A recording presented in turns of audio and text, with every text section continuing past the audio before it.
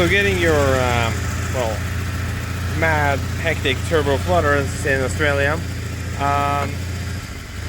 This is actually one of the easiest mods you can do if you have blocked off your blow-off valve. Because a turbo by itself like that will not flutter like a big turbo, if you know what I mean. So listen to this.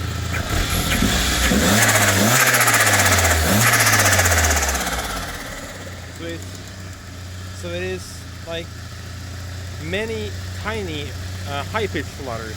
But if you shove on just a simple pipe, just onto the turbo, there you go, just like that. Listen to that.